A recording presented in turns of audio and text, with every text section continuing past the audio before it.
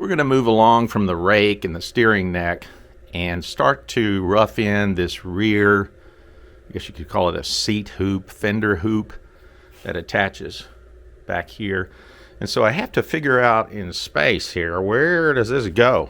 So, you know, taking from some looking at measurements and drawings, and I actually have also a CAD file. I'm building a 3D CAD file of this frame that I can get some quick additional measurements to go by, although you can't really count on anything in and of itself other than an original blueprint, which I'm not aware they exist, at least in public domain.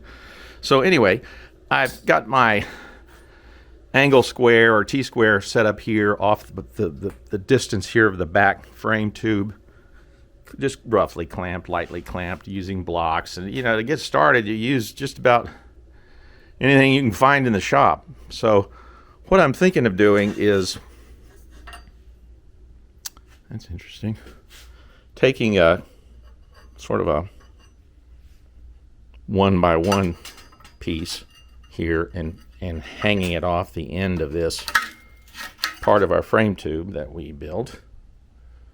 And you know, we'll weld that on, find the point here in terms of measurements that looks like the best, and this will be a support that goes under this rear frame tube, just to support it.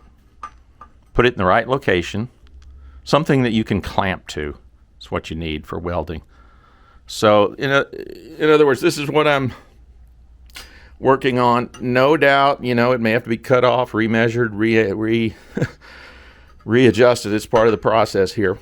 So I'll go ahead and weld this piece on next and kind of get this roughly in or clamped in position and see where we are. Because I really don't know, until I find this rear location, I really don't know where exactly these are going to attach up here on these frame tubes. So getting that rear part located first will help us to then find, it's somewhere just below this turn that these tie in, and these will have to be trimmed and angled and somewhat coped. So we're starting that. I've got a piece of an old suspension mount where I had cut off the front edge. I've got just a piece of a washer on here as a weight to hold it down. Yeah, I'm gonna go ahead and weld this onto this sort of tail piece first.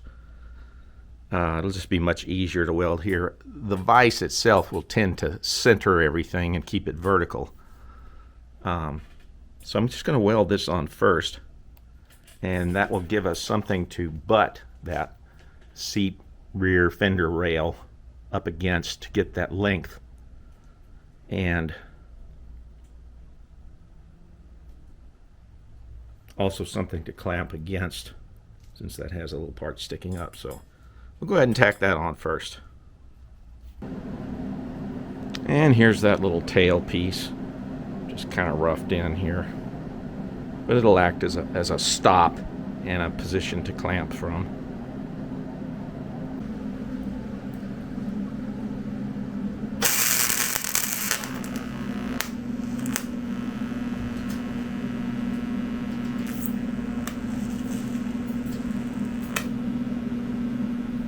Okay, so let's start to trim this rear seat hoop a bit closer.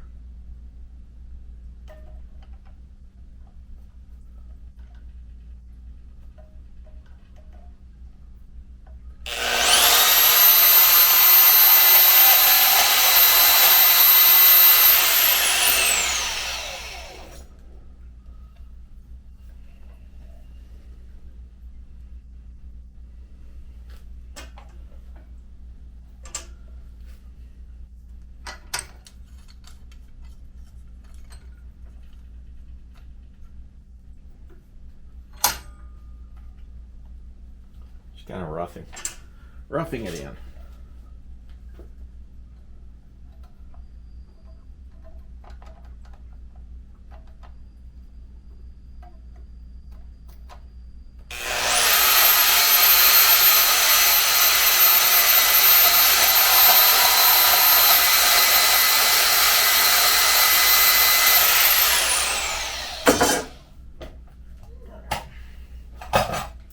close we are.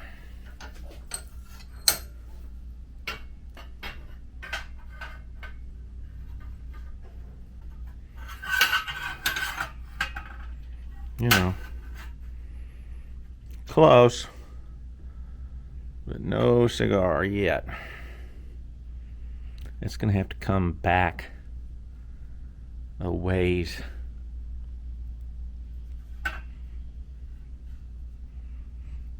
You know, it's not bad.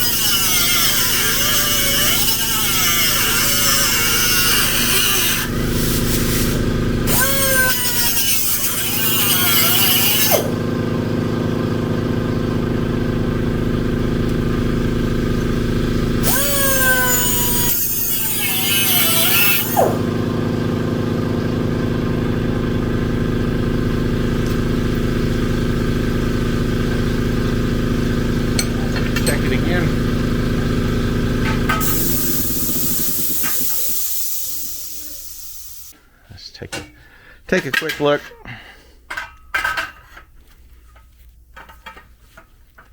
You can see that is pretty good. Maybe needs just a little bit more trimming, but you can see that's pretty good tapered fit. It's supposed to fit on the inside edge of this upper frame tube. So I'm going to trim just a tiny bit more of that, and then we'll do the other side.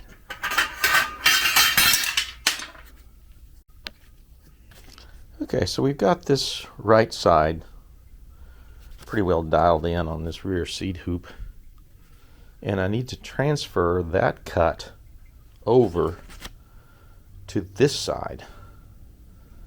So I've used the same kind of technique we've used before, where we basically take a piece of paper and copy, trace the cope onto the paper, and then reverse the paper on this side, since it will be the opposite, and transfer that edge. I just used a blue marker in this case over onto this side so we can make our cuts. I've used a starting point as the same distance we cut off on this side that we did from this side, and then I've measured it a few times also. So next we'll just cut this off and see how close this cope is to being correct. Okay, we've done this side, and we've got a pretty good looking cope here and a pretty good looking cope over here. So we'll take some steps to make sure this is level. This side needs to come down just a hair. Bounce out. But anyway, we'll address all of that with further clamping. Okay, continuing with getting this rear shock mount seat hoop in position, I'm going to start with getting this vertical piece here, and I've actually already welded a little tab on here which gives us a centering location for the upper shock mount. And I've taken some of my handy drawings showing the rear hoop and where the shock goes, and I've got dimensions. And so I've transferred those over to this position. And just something, you know, I think these are sold in some of the stores, the home stores, for setting basically fence posts or deck corners, but it does give you a good location for checking everything at once here in terms of getting a level, and that seems pretty good. So anyway, and I've got the dimensions as to how far over on our frame jig this goes to the inner edge. So this is shaping up pretty well to where I'll put a few tacks down here and maybe one on the side if I can, just to get this started. And again, this little bracket locates where the upper shock mount goes. There's a little bit of wiggle room here, but I've kind of got it set up to go as far forward as possible. You know, sometimes on a frame jig, everything is not exactly correct, so you might need just a little wiggle room to get the holes to line up. So I've allowed that there. And if, you know, worst case, we can cut this and move it if we need to. But I believe it's in the right spot. And then I had a dimension basically from the deck here of the frame jig up to the center of that hole. And that's lining up nicely as well. So just as a starting point to kind of catch this corner, I'll go ahead and tack this down and then use this to measure off to get the opposite side set up correctly for this width. Okay.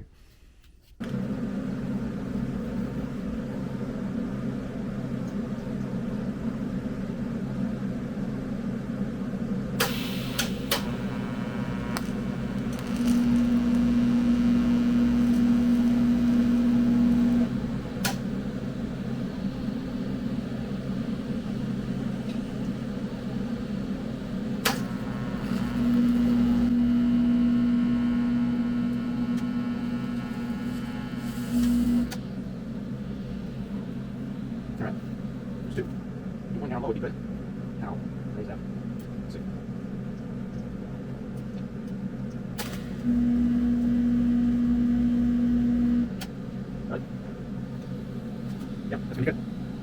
We'll get one on this side. Let's see. Move through.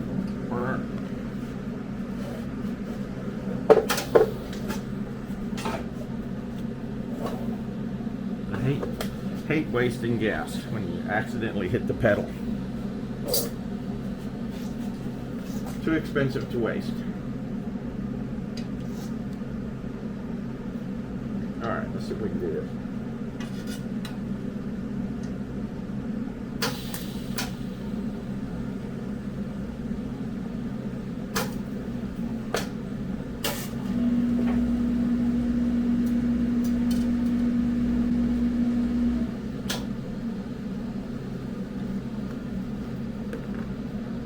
Alright, that's 4 tacks. So it shouldn't go anywhere. We'll let it cool. Alright, we got this piece tacked in 4 places. And it's looking like a good, held up for a good measurement. So I've kind of started to mock up a cross piece here that will ultimately hold these shock mount brackets in place through the tabs. So we need to get this side tacked in as well. And I'm using the same technique as left with this sort of post level, is what it's called, I guess. But it does a good job of getting it in 2 directions at once. And I've also, again, measured my bracket location height. So this is exactly where the center of the upper shock mount will go. And then we will use these flanges to, well, it's hard to show. Here it is. These. I'm not going to push that. Anyway, these these brackets locate the shock mount and then also provide the angle for the supporting tube that runs down to the front part of the wide glide frame design. So next we're going to then tack this on and then worry about how to secure the actual hoop here. I'll figure out someplace for a clamp, but we'll work on that next. But anyway, we'll tack this in now. We got this second support sort of arm in position, tacked in, and it allows us to kind of put this piece, using a piece of all thread or threaded rod, to kind of centralize and balance how these shock mount plates fit on here. And as I'm looking at this, I'm wanting a way to secure how high this rear seat rail. I've got this support in the back, which will help with that. But I had a piece of scrap metal I used for something else, and I was thinking of placing it here, and that'll allow me to tighten this down, you know, in several directions, which is great for welding, and also make sure that this rear area is level, and we can throw a level on there, you know, when the time comes. You can see right now it's off, but when I tighten it down, it magically goes almost to center. So I was thinking, how the heck could I use this? Well, I've got a little assembly here, again, just with some stuff I have around, some brackets, and I've mounted a little piece of 5/16 inch threaded boss, which I can weld into this upper leg. Just weld that into the corner flush, and that'll allow me to take a little bracket here and, you know, thread this 5/16 down into that round boss, and I will, of course, weld this piece onto the bracket so it's nice and square and flush, and that will allow me to tighten this down on both ends. And you can see this one needs to come down to get this level and secure where the shock mounts fit up and down on this tube. They go, from the drawings and bikes that I've seen, they're about halfway up. The main thing is that the shock mount is in the correct position down here, which it is. This doesn't affect that. So I'm going to go ahead and tack this into position and sort of see how she looks. Okay, I've got these sort of threaded bosses tacked in here, one on each side, and just to level that off with my little belt sander.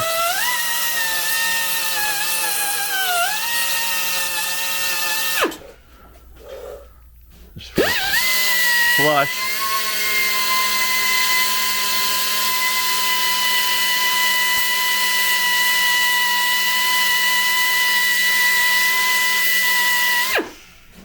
Hit this one.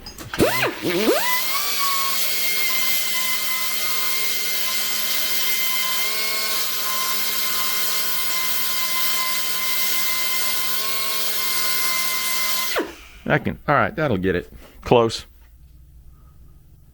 Okay, we got our little brackets welded on here.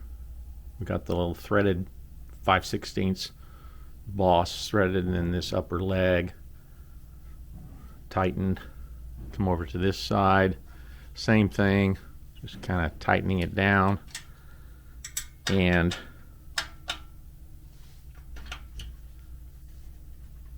you can see that it pulls this tube down into the bracket very well.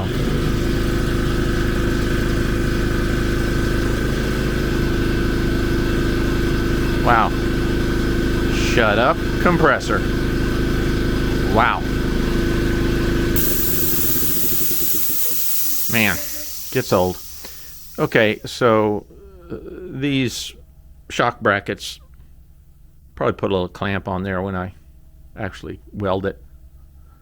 But this is holding this extremely tight, and it allows you to really get a good grip and focus on tacking this in position, and it absolutely cannot move.